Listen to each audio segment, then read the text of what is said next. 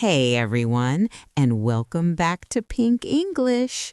So glad you could join us in our cozy little corner tonight. Absolutely, Sophia. It's always great to be here.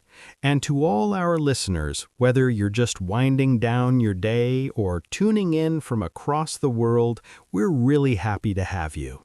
Yeah, it's a beautiful evening out there looking at the city lights. But sometimes even with a nice view and a warm cup of coffee, life can still feel a bit much. That's so true, Sophia. It's easy to get caught up in the hustle, and sometimes we forget to just breathe, which actually brings us to our very relevant topic for today. Exactly. Today, we're diving into something I think everyone can relate to, talking about stress and relaxation. It's a huge part of modern life, isn't it? It really is, Sophia. And that feeling of life being a bit much, I think we've all been there. Just thinking about the past week, I felt like I was juggling so many things at once. Emails, deadlines, personal errands. It sometimes feels like there aren't enough hours in the day. I completely get that, Daniel. It's that feeling where your to-do list just keeps growing no matter how many things you check off. And then you look out at the city lights like we are now, and you almost wish the world would just slow down a bit. Exactly. You just want a moment to pause. I remember one evening this week I was trying to relax with a book, but my mind was just racing. I couldn't focus on the story at all. My shoulders felt tense, and I just kept replaying conversations in my head. Oh, that's such a classic sign, isn't it? When your brain just won't switch off, even when you're actively trying to chill. It's like you're physically sitting still, but your internal engine is still running at full speed. Maybe you're even clenching your jaw without realizing it. Definitely. And it's funny, sometimes you don't even realize how stressed you are until you finally stop, and then it all kind of hits you. It's like a delayed reaction to everything you've been pushing through. Maybe a friend points it out, or you just catch yourself sighing a lot. So true. It's almost like our bodies and minds are sending us little signals, little whispers that we often try to ignore until they become shouts. And that's often when we really need to think about what relaxation actually means to us, beyond just sitting on the couch. Yeah, just sitting there with a cup of tea might not be enough if your mind is still buzzing. We need to be more intentional about it, I guess. Precisely. It's a conversation worth having for sure.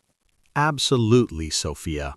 And that feeling of needing to be more intentional, that's exactly why today's topic, talking about stress and relaxation, is so incredibly important for all of us.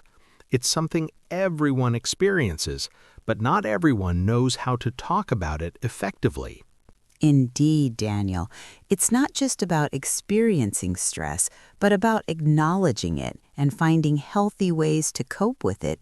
Being able to articulate how you're feeling and also to understand what helps you unwind is a vital life skill.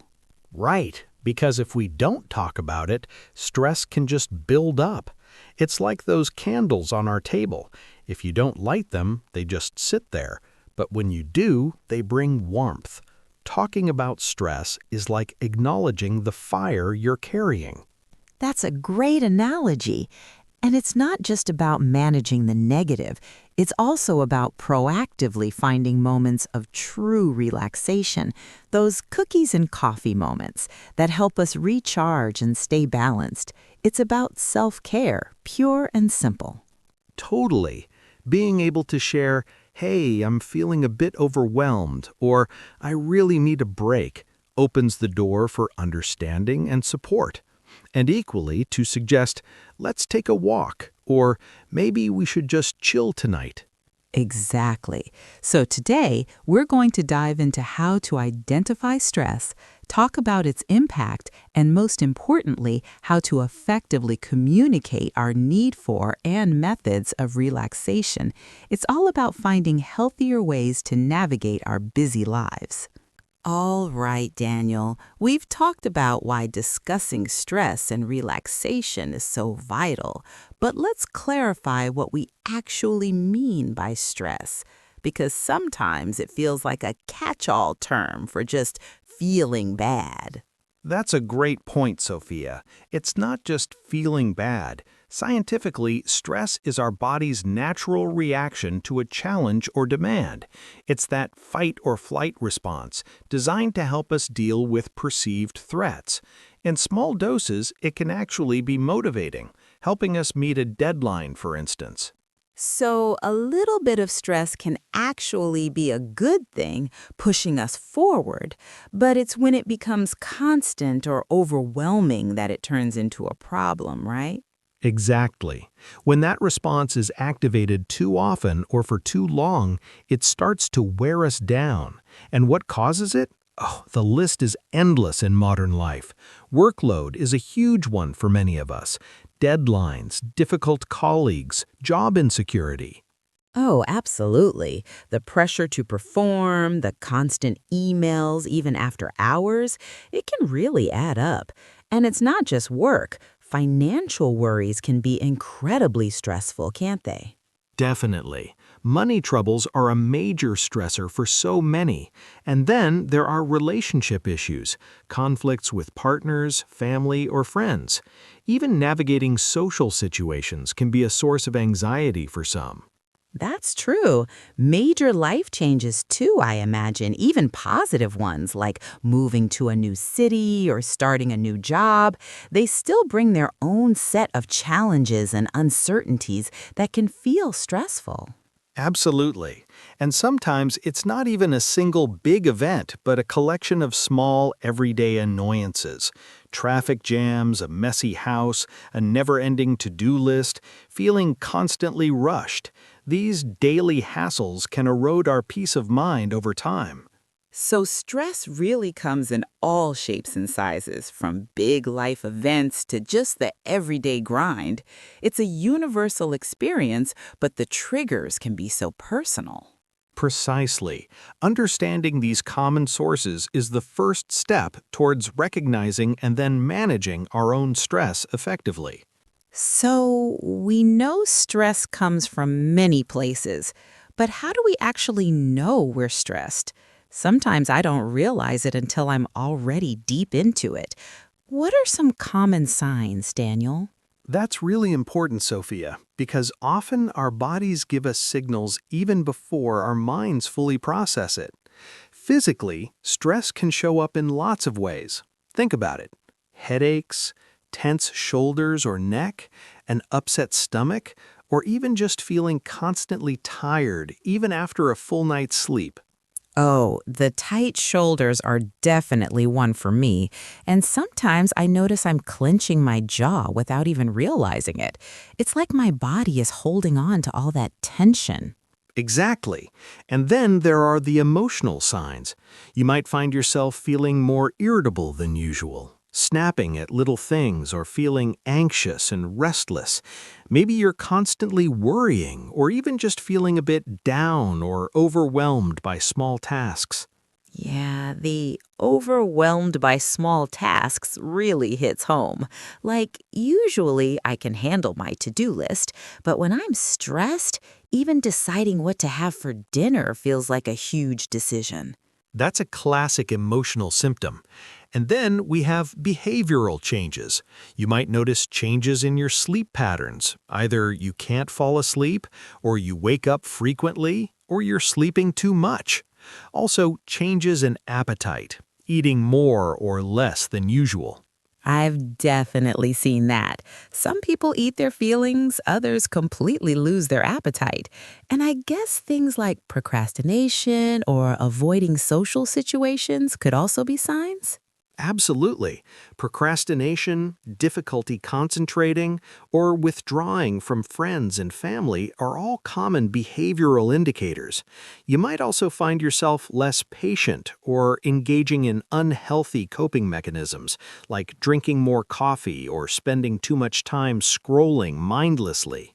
So it's not just one thing, it's a combination of these physical aches, emotional shifts, and changes in how we act. Being aware of these different signs is really the first step, isn't it? It truly is. Recognizing these symptoms helps us realize, okay, my body and mind are telling me something important. I need to pay attention. So, we've identified what stress is and how it shows up in our bodies and minds. That awareness is crucial. But once we recognize it, what are some of those first immediate steps we can take to start coping, Daniel? That's the million-dollar question, Sophia.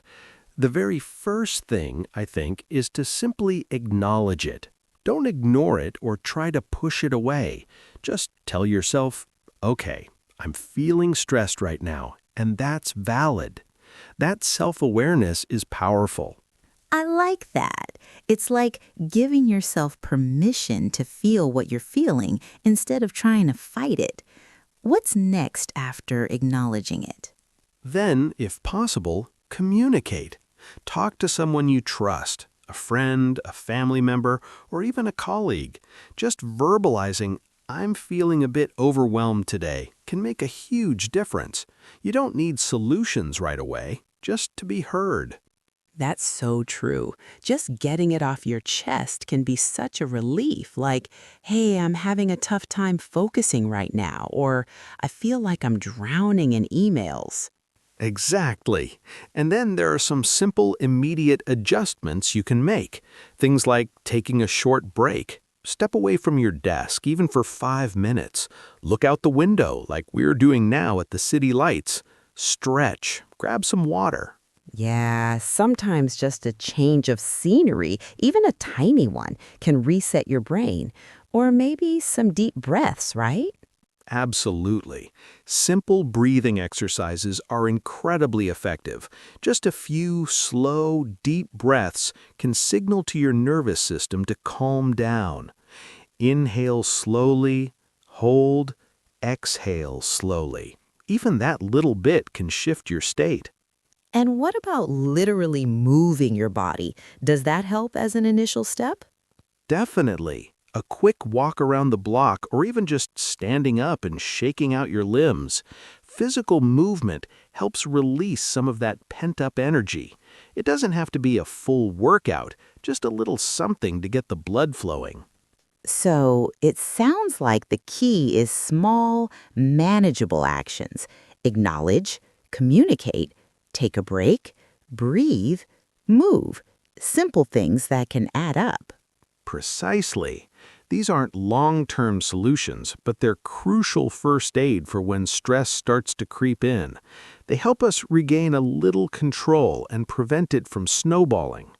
All right, Daniel. We've talked about what stress is and how to start coping. Now let's get into the language side of things. How do we actually express that we're feeling stressed in English beyond just saying, I'm stressed? That's a great question, Sophia, because there are so many nuances. A very common one, and a bit stronger than just I'm stressed, is I'm stressed out. It implies a higher level of exhaustion or overwhelm. Stressed out definitely sounds like it's hit its peak. What about when you have a lot of demands coming from different directions? For that, I'm under a lot of pressure is perfect. It conveys that external forces are pushing down on you, maybe from work or deadlines. You can also say, I'm feeling swamped with work, or I'm drowning in emails. Oh, swamped and drowning really paint a picture of too much to handle. And for that general feeling of having too much on your plate mentally. Then, I'm feeling overwhelmed is your go-to phrase. It describes that sensation where everything just feels too big, too much to process. Or you might say, I have too much on my plate, which is a very common idiom. Right, so stressed out, under pressure, swamped, drowning, and overwhelmed, these give us a good range for talking about feeling stressed. Exactly. These phrases help you communicate the intensity and nature of your stress more accurately to others. So we can say, I'm overwhelmed. But what if we want to describe those physical and emotional signs we talked about earlier? How do we put those symptoms into words? That's really helpful for others to understand what you're going through, Sophia.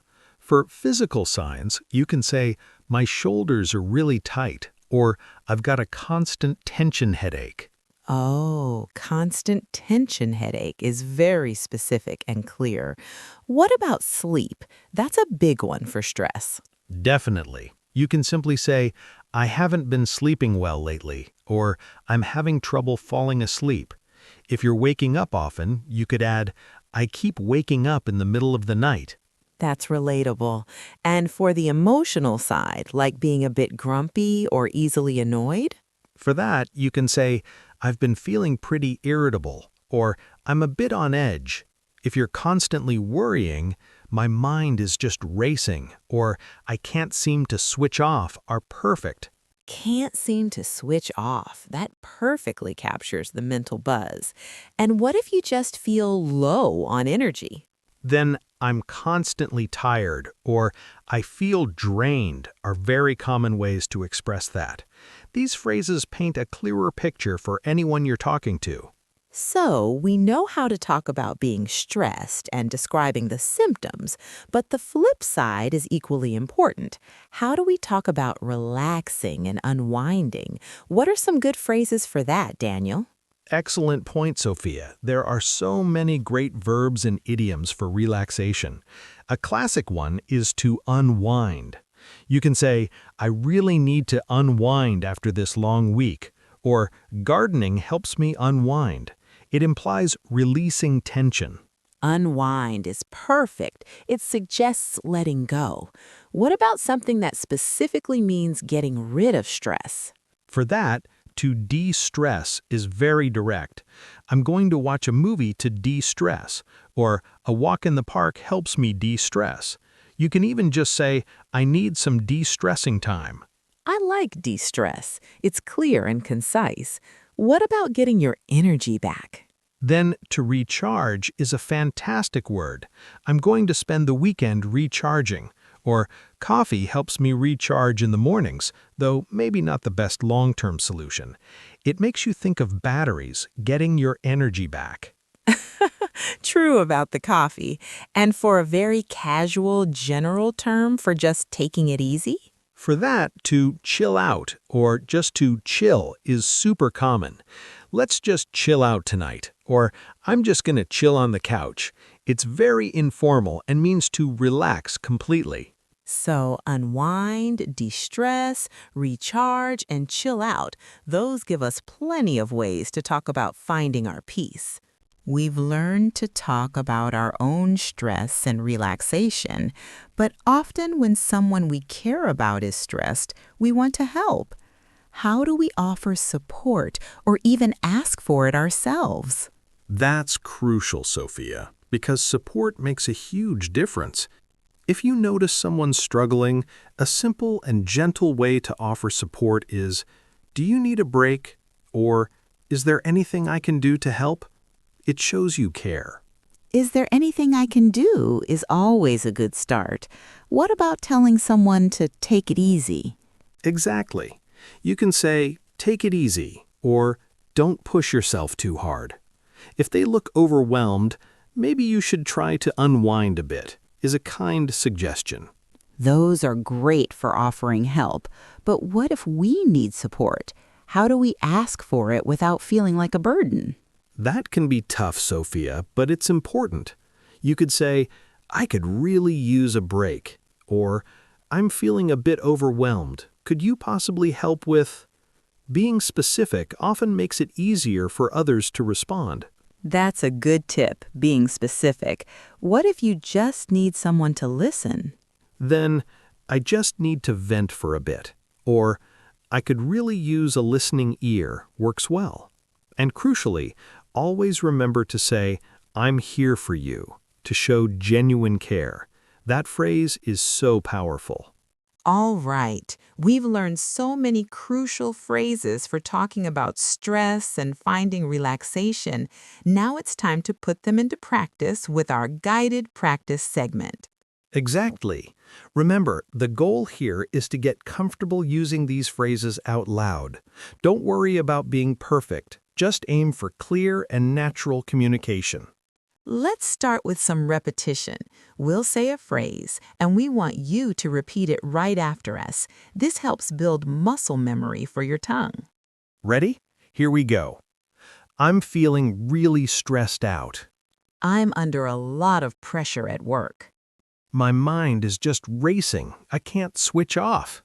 My shoulders are so tight. I really need to unwind. Gardening helps me de-stress. I need some time to recharge." Great job!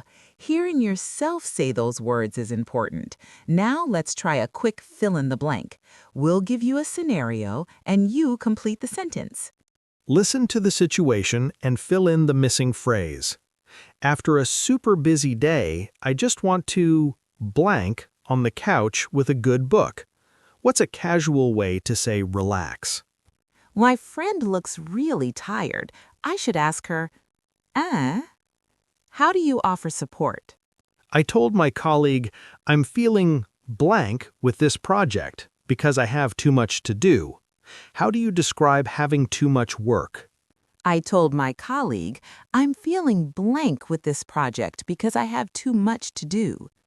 To ease my tension headache, I decided to take a short blank from my computer. What's a quick stress reliever? Excellent effort. Finally, let's try a couple of open-ended questions. Think about your answer, then say it out loud naturally. What's one thing you do to genuinely unwind after a stressful day? Try to use a phrase like, it helps me, or I usually. If a friend came to you saying they were feeling overwhelmed, what's one supportive thing you would say to them? Wonderful work, everyone. The more you use these phrases, the more confident you'll feel talking about these really important topics. That's right. Keep practicing and you'll sound incredibly natural in no time. So, Daniel, we've talked about personal stress and relaxation, but I'm curious, do you think different cultures have different ways of thinking about or dealing with stress, or even just different go-to relaxation methods? That's a fascinating question, Sophia. Absolutely. In some cultures, there might be more emphasis on collective responsibility, which can be a source of stress, but also a strong support network. In others, individual achievement might be prioritized, bringing a different kind of pressure. That makes a lot of sense, and relaxation methods must vary too. Like here in our cozy studio, we've got candles and coffee, which feel very comforting. Right. You see a lot of emphasis on things like mindfulness and yoga in some Western cultures, but in others, something like a communal tea ceremony or a lively family gathering might be considered the ultimate way to de-stress and reconnect. That's beautiful. It shows that relaxation isn't just about being quiet or alone. It can also be about connection and shared experience. Exactly. Or even different attitudes towards busyness. In some places, being constantly busy is seen as a badge of honor almost, while in others, a more relaxed pace of life is valued. It really shapes how we perceive stress and what we do about it. Wow, Daniel, we've really unpacked a lot about stress and relaxation today. For our listeners, let's quickly recap the main points. Absolutely, Sophia. Firstly, remember that stress is a natural response, but persistent stress can be harmful. It's crucial to recognize its physical, emotional, and behavioral symptoms. And once you do, acknowledge it, communicate with trusted people, and take those small, immediate steps like a short break or deep breaths. When expressing stress, use phrases like I'm stressed out, under pressure, or feeling overwhelmed. For symptoms, my shoulders are tight, or I can't switch off are helpful. And for winding down, remember unwind, de-stress, and recharge. Always offer support with, is there anything I can do? And don't hesitate to ask for help yourself. It's all about building a healthier, more balanced approach to life's challenges. And that brings us to the end of another incredibly important episode of Talkin' English. I feel like we've not only discussed stress, but also found some calming strategies just by talking. Me too, Sophia. It's so vital to remember that it's okay not to be okay sometimes, and it's even more important to talk about it and find ways to recharge, perhaps with some cookies and a warm drink like we have here. Absolutely. And we'd love to hear from all of you. For this week's question, we want you to share what's your favorite go-to method to truly unwind and de-stress after a challenging day. Yeah, tell us in the comments section below, or maybe share a time you recognized you were stressed and what small step you took to cope. Your experiences can really help others in our community. We truly appreciate you tuning in and taking this journey with us. Remember, taking care of your mental well-being is just as important as anything else. It really is. So thank you for listening, for learning, and for being a part of our community. Don't forget to subscribe to Talkin' English if you haven't already, so you don't miss our next episode. Until next time, take it easy, be kind to yourselves, and find those moments of peace. Take care, everyone. Bye for now.